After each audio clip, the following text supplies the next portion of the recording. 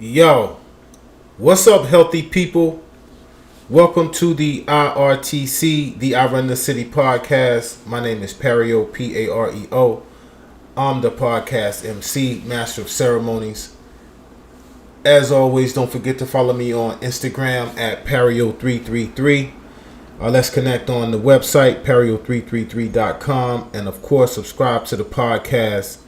Leave a good review. And make sure it's a good one because the good ones always help. Episode number 28. We're calling this one Extended Training Block.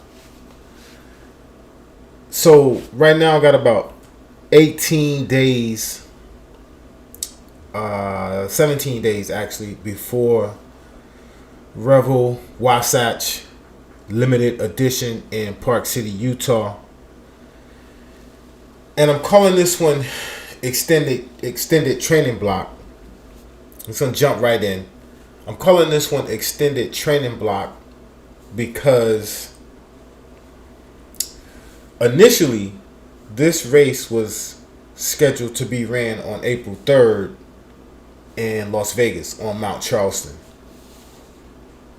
It's a race that happens every year here in Las Vegas on Mount Charleston. It's a BQ race, so you can qualify for Boston Marathon with the Revel series in general. I mean, all of their races are will allow you to qualify for Boston if that's a goal that you have. So it's a BQ race that happens every year. Now, of course, the last 2 years, and now if I'm not mistaken, it still happened in 19, but it didn't happen in 20. I don't know. I'm not for sure.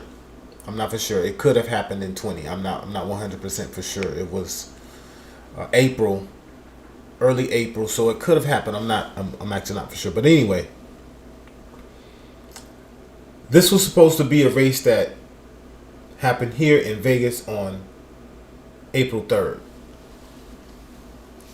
I signed up for the race early 2021, anticipating that by April the race would still be it would still be on going into 2021. I thought that it was a really good chance that by April we'd be able to have the race out in Mount Charleston. However, okay. And let me go back. I don't want to get ahead of myself. And in December, I sat down with my coach, and we did a training plan that started December 21st. And between December 21st and April 3rd, that would have been a 15-week training block, with the last 2 weeks being a taper to prepare for April 3rd and do the race on Mount Charleston. So a 15-week training block is, for me, ideal. That's my ideal training block, 15 weeks. Ideally, that's enough time for me to be as fit as possible on race day. That's the goal. The goal is to be as fit as you're going to be in that 15-week training block on race day. If things go perfectly, that's how things would go. If things went perfectly, that's how things would go. On that day, race day, you would be as fit as you were ever going to be during that 15-week training block. For me, I think 15 weeks is the ideal amount of time. Now, as we got into the training block, maybe February, I'm not for sure on this either. Maybe February, I received an email from the Revel series, Revel, Revel, again, who is putting this marathon on. that gave me the opportunity to defer my payment to another race, because the race here in Vegas, Las Vegas, on Mount Charleston had been canceled. So you could do, they gave you a few different options. One of those options were to simply let your fees, well, you could get a refund. First off, you could be refunded your money, and you have no obligation to race at that point. Of course, you get your money back. Or you could just let that money go for the 2022 race on Mount Charleston, which is looks like we're going to have that one. Or you could defer and race in another one of their races, which is what I did, and I deferred to Revel Wasatch, which is scheduled to be done on April 30th. They guaranteed it. It's gonna happen. As they've already gotten with the leadership in the state of Utah to make sure that it wouldn't be canceled. There's limits on how many people can be in it.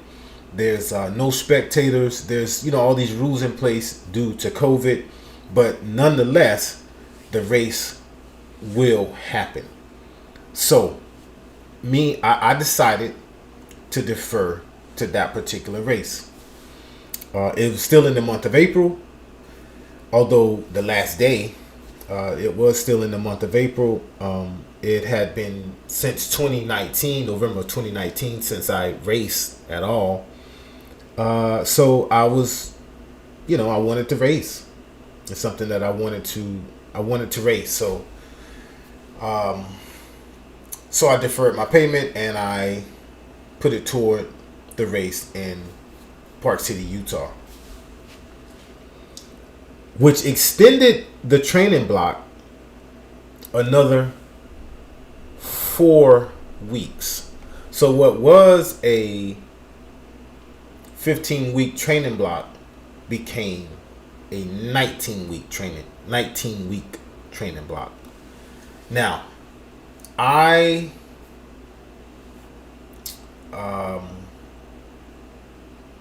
didn't know how that would affect my training. I didn't realize. I didn't realize how that would affect my training.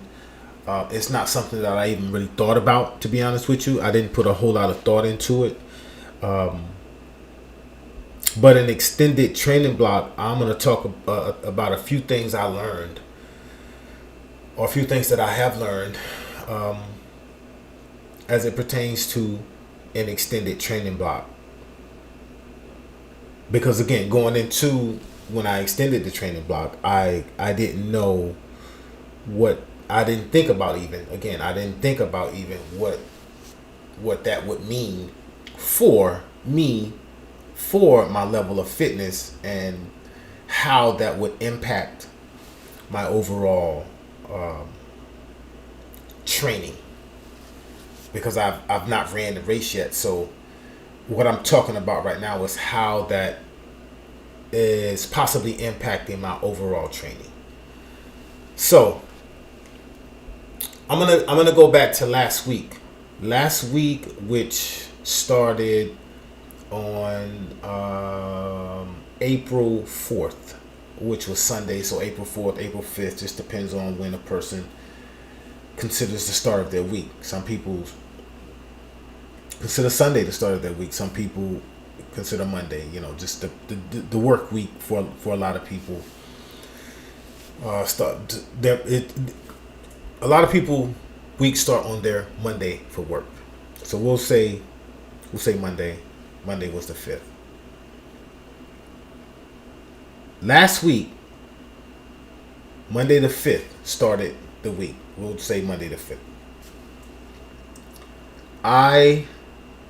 It was an easy week.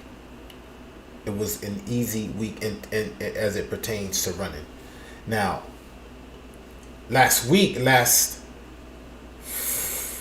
Saturday, the 3rd, would have been the race day. The 3rd would have been the race day. So now let's go back to the prior week, the last week of March.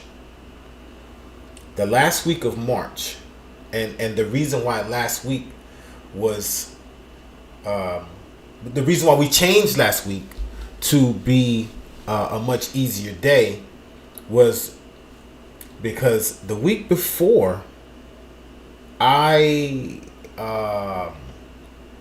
started to feel fatigued.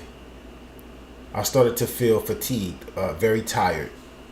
The last day of the week, the last day of the week, which was the last day of my week of training, which was Saturday, April 3rd. Saturday, April 3rd, the day that the race would have been on. Now, keep in mind, had I been on my 15-week training block, had it gone as scheduled, and the race would have been ran on April 3rd, the last 2 weeks of that training block, leading up to April 3rd, would have been weeks where I tapered. Taper means you begin to decrease the amount of miles that you run in your weeks of training, in your days and weeks of training. So the last 2 weeks, you start to taper down, and then on the day of the race, of course, you execute the race. In this case, the 15th week, I had actually began to run more. So the 14th and the 15th week that would have been taper weeks, because I extended my training block, they weren't taper weeks. They were regular weeks. They were weeks where we got a lot of miles in, several long distance runs. Still doing the speed work. Everything went, business as usual.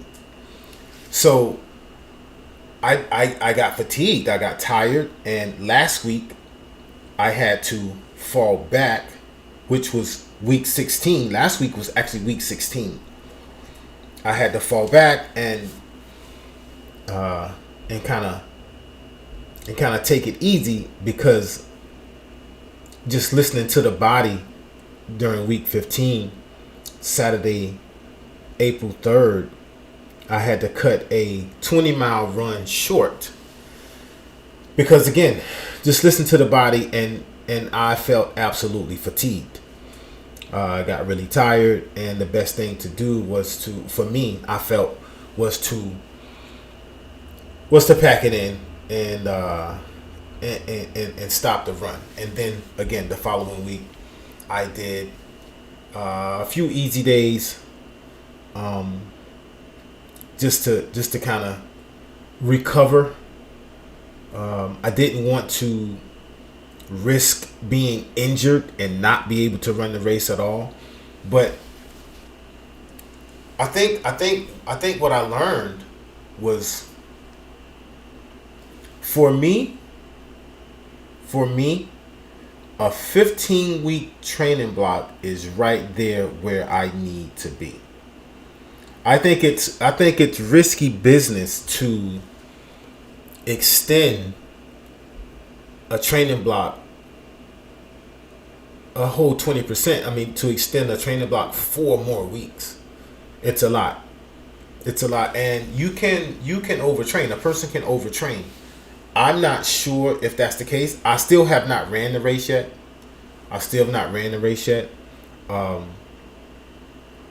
But I do feel like there's a such thing as overtraining.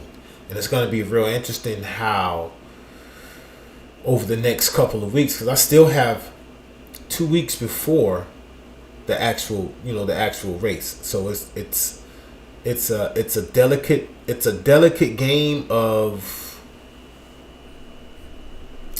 I don't know. It's a delicate game. I'm just going to say that. It's a delicate game right now, as to how to deal with these last couple of weeks. because I'm in uncharted territory. I've never been here before. What was a the first 10 to 13 weeks of the original 15-week training block were amazing. Very well executed.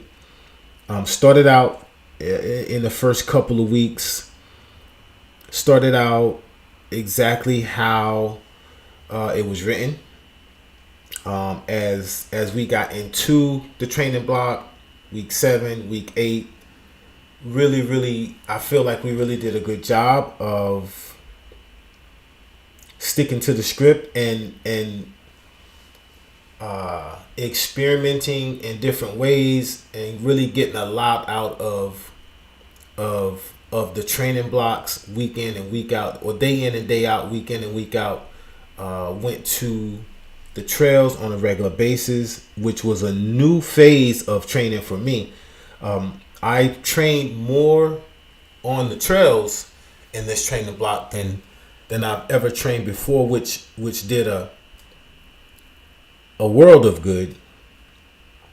And everything went really well through week 13, which would have been the goal in a 15-week training block. So the easy week would have came in week 14. Not easy, but we would have started to taper in 14, a little more in 15, and then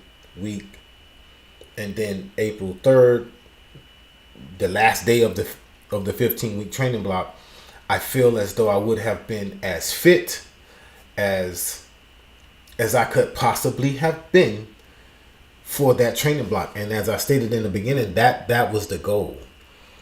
But because I had to continue using the training block I just had to continue to train as usual because of the extended training block, based off of the decision that I made to just use this to defer my payment, to run in Utah on April 30th, not realizing that was going to have this sort of effect on my training. So not real sure as to how that is going to translate over the next couple of weeks and on race day. So we're going to continue to run over the next couple of weeks. Now, this week here on Friday, I'm scheduled to do a pretty long run, which will be somewhat of a dress rehearsal. I actually have 2 long runs scheduled for this week. The first one I'm looking at kind of like a dress rehearsal, to see, because and I say dress rehearsal because I'm gonna be doing some things a little bit differently in this race than I have before, based off my coaching, with fueling every 30 minutes and hydrating every 30 minutes. And that's a timed, concerted effort based off of data and information that we have studied and even tried during this training block anyway. So we're gonna try and execute as closely as possible, make that first long run this week on Friday, make it as real as possible, make it as similar to what it's going to look like on race day as possible. Of course, you don't know what race day is going to look like, because you can do the best that you can to emulate race day, but race day it's its own thing, and you don't know what's going to happen until that day comes, essentially. So we're gonna practice and just try to get into the mode of fueling and again hydrating as you run, and not losing your place, not losing your pace, my step count, and all that stuff during the race, to try to stay try to stick to the script. I'll say try to stick to the script as closely as possible. Try to stick to the script as closely as possible, and that's the point of what I'm calling dress rehearsal. But I think the ongoing lesson for me here is, even if and again, I was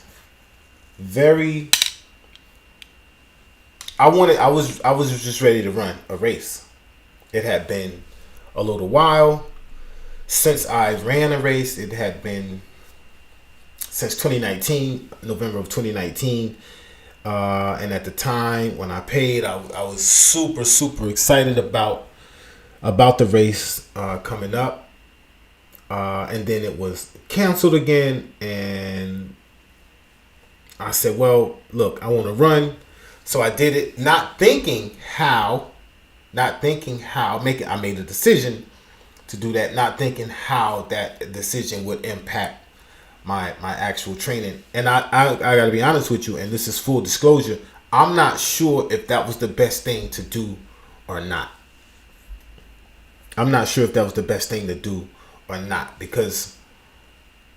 Because I knew going into it, the goal is to be as fit as possible when you go to the starting line. The goal is to be as fit as possible when you're at the starting line of the race. That's the goal. And I'm not sure if, did I already pass that? Did I already pass that period? I don't know. Did I already pass that period? I don't know. I do feel like, again, the execution between week 1, December 21st, 2020, and week 13, I feel like we did a really, really good job in executing that. And in week 13, in the first 15-week training block, there's 2 weeks to go in week 13. But in the extended training block, there's still 6 weeks to go. So that's another almost 50% of what I've already did is 50%, 6 weeks, which is if you take 4 weeks to add on to the 2 weeks that would have been there, that's another 2/3. That's another 66% of training. That's more than half. That's more than half of more than 50% more to be done at that point, where it should have just been those 2 weeks to taper down. So not to get caught up in a bunch of numbers and fractions and percentages. It's just to go from having 2 weeks left to having 6 weeks left. I wonder, did I out-train my fitness? Did I overtrain my fitness level? Was it too much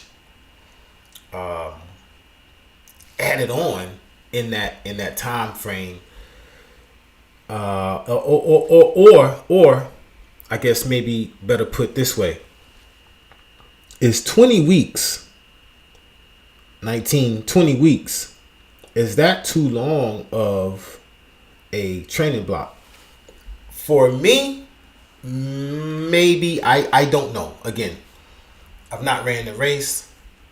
I don't know, but I do know 15 weeks is pretty ideal for me. I would even say 14 weeks.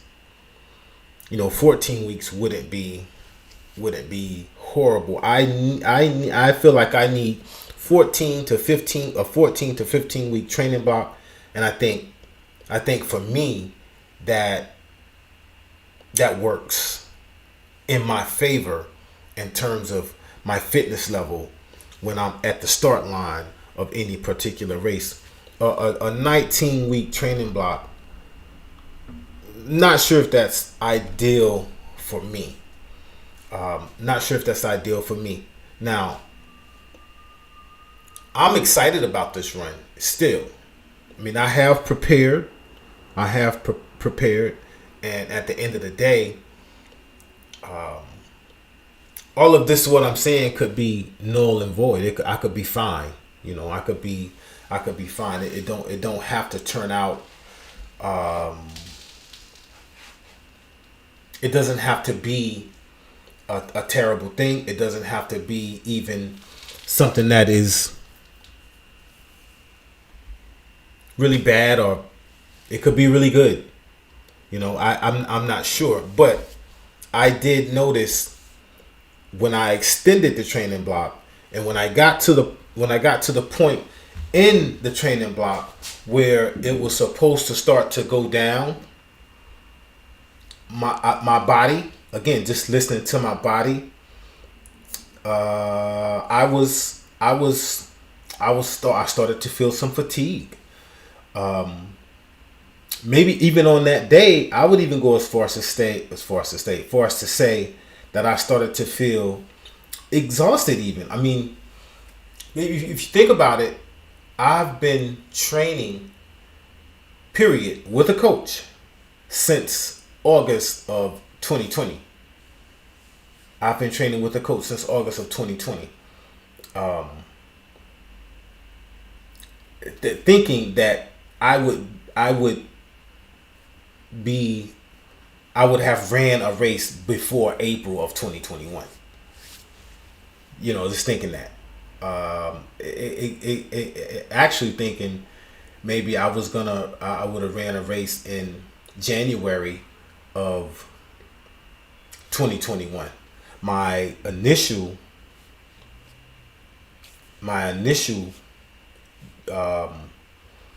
reason for starting my training in August of 2020 was because I wanted to run the Miami marathon in 2021, which is always in January or February. And I thought, since it was Florida, I mean, I figured they've done everything else, that they would still, let their race happen. They did not. So I didn't get to do that. So in other words, I've been training for a while, and I'm not sure if that's the I'm not sure if that's the recipe for success is to train so much, because I do believe that that a person can overtrain. I do believe that a person can overtrain beyond the shadow of any doubt. And I don't know if I'm headed in that. If I did that, I'm not sure. I know that I think I saved myself by pulling back last week and just really taking it easy and really doing some easy runs and just going back to form and breathing and things of that nature. I don't have any. There's no doubt that I'm going to make it through and complete this run coming up on April 30th. I'm just not sure if I have the right recipe for the type of success that I want to have. It's not just about finishing the race. It's I need to really dominate in terms of my past performances, I really need to really outdo myself in order to do some of the things that I want to do. If nothing else, I have definitely learned already from this training block, and that is the biggest. That's the thing that we got to really dig into in terms of what I'm thinking now, or what to get out of this situation is. I have learned over the course of the last few weeks that, well, I have learned where my sweet spot is in my training or in a particular training block. I've learned where my sweet spot is. Again, that 14, 15 week training block, I think that's the recipe for success for me. I have upcoming races coming up in 2021, at least 2 right now that I'm already scheduled to do. I've already paid and everything for to enter these races. I've already paid the fees. I'm going to be doing my first Ironman competition in Santa Cruz, California, after this race, which is September of 2021. And then after that, I have a full marathon in San Diego. Those are 2 that I already have. And I have a blueprint or even a really good idea of how I need to map those training blocks out to get maximum results, to get the absolute best results that I can expect in a training block. So that is huge in this whole process, where I've learned and lamented and confirmed where I need to go moving forward with training. So essentially, again, the extended training block is not, the extended training block can be helpful. One more thing. When I extended the training block, I thought that it would be more helpful than anything else because it gave me more time.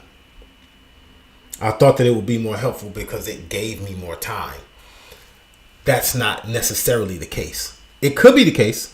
Again, I've not done the race yet, so I don't know. It could be the case, but I learned that that's not necessarily the case. You don't necessarily need more time.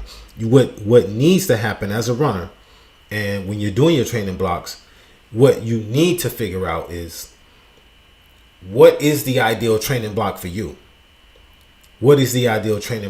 Because you can feel like you need more time in order to get where you want to be, but what you could be doing in extending a training block is wearing yourself out and really obliterating any fitness level that you have been able to establish or been able to even get to during a particular training block. So it could be helpful for someone who may need a little bit more time.